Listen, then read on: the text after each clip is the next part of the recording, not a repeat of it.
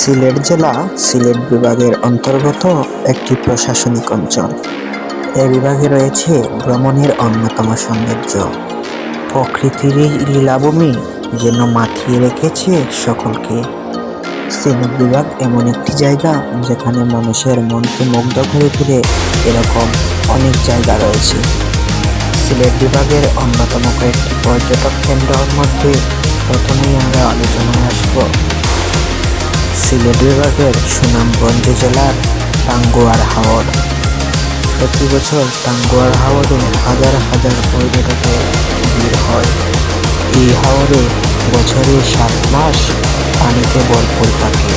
সুনামগঞ্জ জেলার ধর্মপাশা ও তাহিরপুর গ্রামের মধ্যে দিয়ে বয়ে গেছে এই টাঙ্গুয়ার হাওর। পর্যটকদের সুবিধার্থে এখানে এখন পার্কিং ও ট্রাভেল পুলিশের পর্যাপ্ত ব্যবস্থা রয়েছে।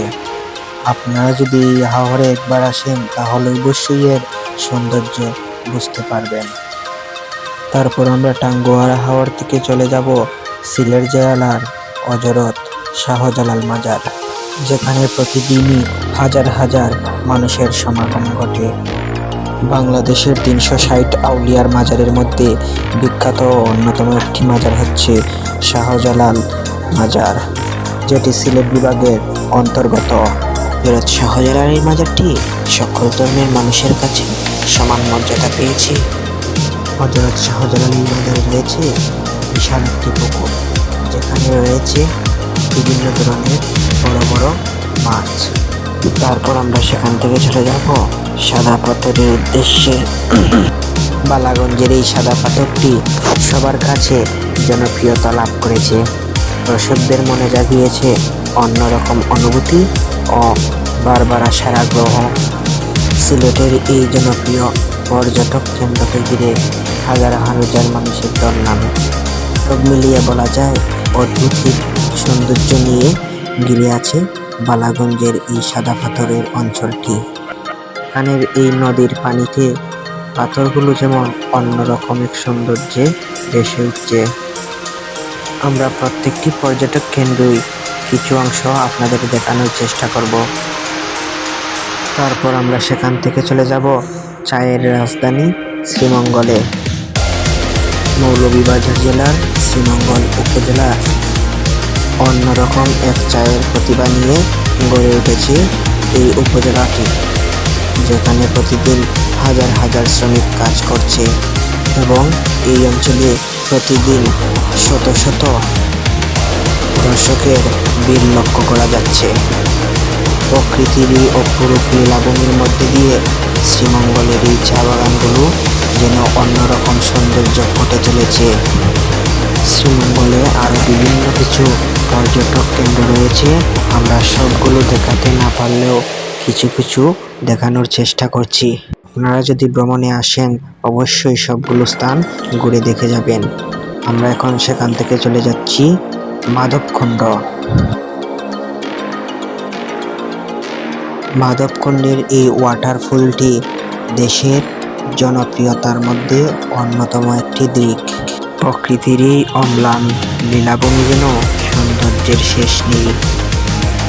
এখানে উপর থেকে নিচে প্রতিদিন অনেক পানি পড়ে থাকে এবং হাজার হাজার পর্যটকের ভিড়ে পরিপূর্ণ হয়ে যায় মাধবকুণ্ড এলাকাটি।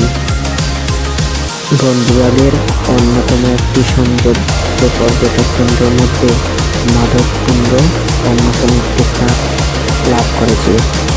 বনবিভাগের অন্যতম মাধবকুণ্ড ইকো পার্ক, এখানে প্রতিদিন অনেক মানুষ ঘুরতে আসেন। অনেক সুন্দর এই জায়গাটি জুড়ে রয়েছে প্রকৃতির অপরূপ লীলাভূমি। আমরা যেহেতু আজকের এই ভিডিওতে অনেকগুলো পর্যটক কেন্দ্র দেখাবো, তাই ভিডিওটি বড় না করে আপনাদের সবগুলো কিছু অংশ দেখানোর চেষ্টা করব। আমরা এখন মাধবকুণ্ড থেকে চলে যাব সিলেটের রাতারগুল। সিলেটের এই রাতারগুল অঞ্চলটি পর্যটকদের কাছে অনেক জনপ্রিয়তা লাভ করেছে।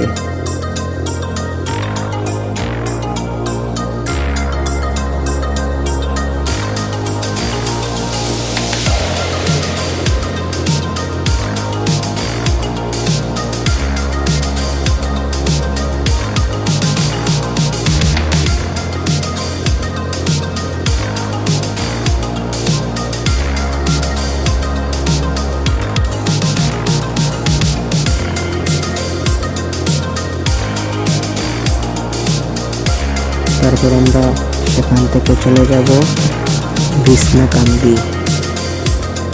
স্বচ্ছ নীল পানি দ্বারা বেষ্টিত এই বিছনাকান্দি অঞ্চলটি পর্যটকদের কাছে অনেক জনপ্রিয়তা লাভ করেছে।